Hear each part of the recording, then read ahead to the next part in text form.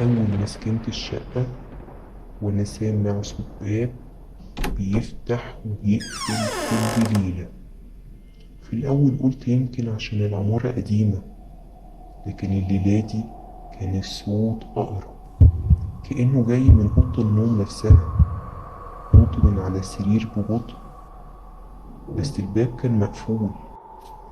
رجعت أنام وفجأة سمعت نفس الصوت ورايا.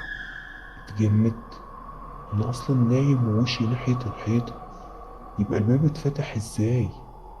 بصيت ببطء، لقيت الباب مفتوح فعلا، لكن الأغرب إنه كان مكتوب عليه بخطوش: ما تبصش وراك. بلعت ريقي وقررت أطنش. ثانية واحدة حسيت بنفس سخن على رقبتي، صوت هامس وبيقول: ليه بصيت؟